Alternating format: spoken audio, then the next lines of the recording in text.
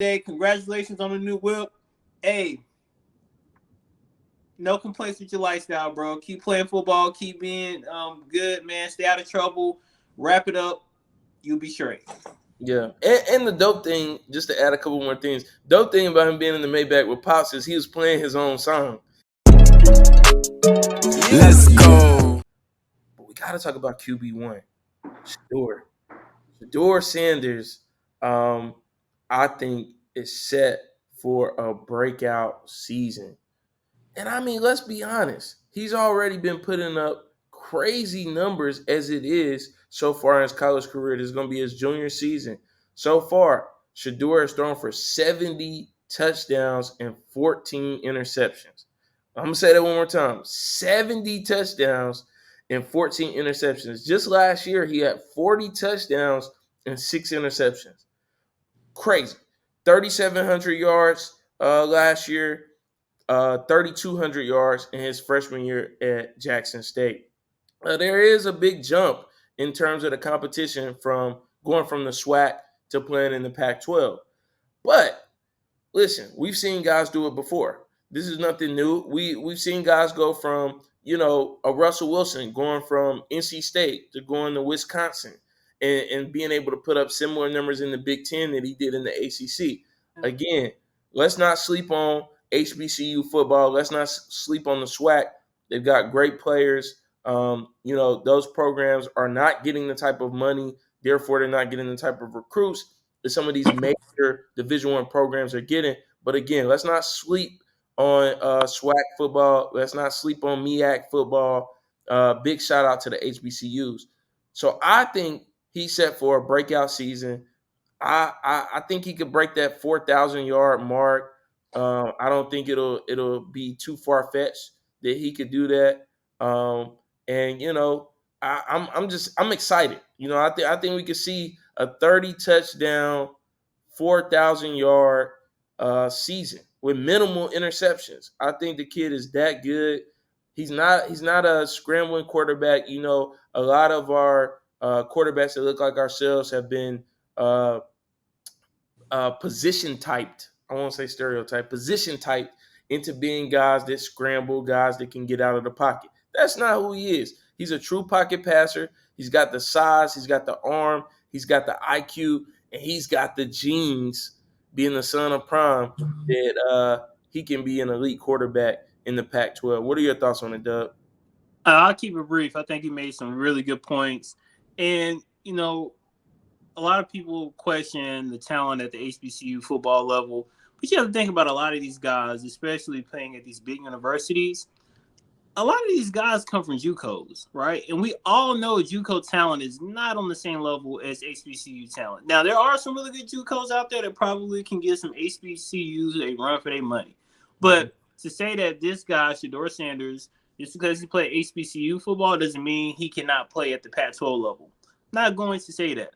I'm not going to say he's going to throw for 30 touchdowns, and I'm not going to say he's going to throw for 4,200 yards. I'm not saying that at all. I'm not saying that. But I will say that he will be competitive. Again, the talent level is a little different. The guys are faster, the guys are stronger, the guys are smarter, in my opinion.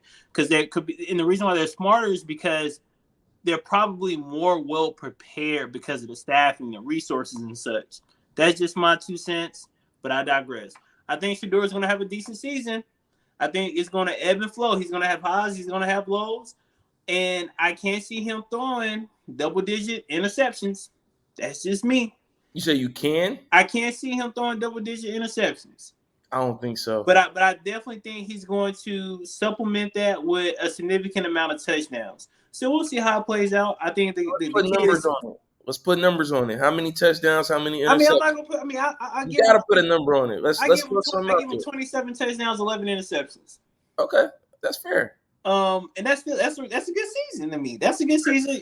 All you gotta do is cut down the interceptions the following season. But my thing is this: keep doing what you're doing, Shedeur. I saw you in the Maybach the other day. Congratulations on the new whip. Hey, no complaints with your lifestyle, bro. Keep playing football. Keep being good, man. Stay out of trouble. Wrap it up. You'll be straight. Yeah. And the dope thing, just to add a couple more things, dope thing about him being in the Maybach with Pops is he was playing his own song. So I don't know if you saw the EP or LP dropping at some point from Shedeur, but that would be dope too, man. All the young guys, I want to see them take all the opportunities they can and do what they can. The reason why I think his season this year will be better than what we saw previously, for one, he's. Hold on. Better than what he did at Jackson State when he I'm threw gonna the tell you. I'm gonna tell you. Well, Stop it. not better than the 40 touchdowns. I said 30 touchdowns. I think it'll be more yards. And I'm telling you why. Okay, for one, he's playing in the Pac-12. So Pac-12, every team, they're high scoring games. Every team is throwing the ball. Quarterbacks are running it up, right? Then you have to think about this. There's a couple of things we're not taking into account. Shedeur was a quarterback who had opportunities to go play at big programs and chose to go play at Jackson State. So it's not like he doesn't have that talent and he's moving up to a higher talent level. He's just going to be playing against guys that are elite, just like he is. And we got to think about the receivers that they brought in to Colorado that were not there at Jackson State. So we got Horn, who's coming in out of South Florida. They got another guy out of South Florida that played with Horn. I can't think of his name right now. Two solid guys. I think they brought in 3 receivers that were there when they were in Jackson State. Travis Hunter. They got Travis Hunter. Come on, Travis Hunter, one of the best receiver DB, in the country. Whatever side you want to put him on. I'm sure he's going to play a lot of offense. I'm sure he's going to be starting that corner. He's got the weapons, right? So he doesn't have to do a whole lot. I see a lot of slants. Yes, he do. What I'm saying is I see a lot of slants and screens going to the crib. It reminds me of back in the day. I know you were a quarterback, so you watched it. Chris Lee at Independence High School. Anybody from Charlotte, North Carolina that knows anything about Independence High School, one of the greatest programs in high school football history. We got to witness that. We got to play against them. I played at Butler. Doug played at Mallard Creek. Two powerhouses in themselves in North Carolina. But I watched Chris Lee growing up. And, he set the national record for passing yards. And, again, one of the best balls that I've ever seen thrown, pause. And I've been to D1 camp, and I've caught passes from Chris Lee as well. So one of the best quarterbacks I've ever had the pleasure of catching a football from.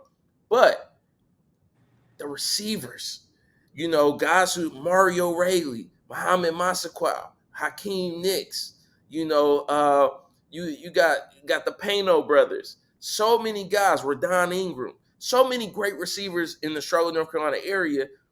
And Chris just had to show up. He just had to get him the ball. And I think that's a lot of what we'll see from Shedeur when it comes to this season at Colorado. So I'm going to leave it at that. Dub said 27 touchdowns. I say 30. Dub said 11 interceptions. I say 8. And we'll see what Shedeur does this season.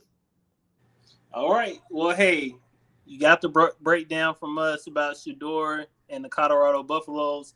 If you're rocking with what we're doing here in any arena, it's hard to say, y'all. Y'all got to try it. It's very hard to say very quickly. Give us that CLS treatment. That comment, like, and subscribe, and we'll catch you on the next one.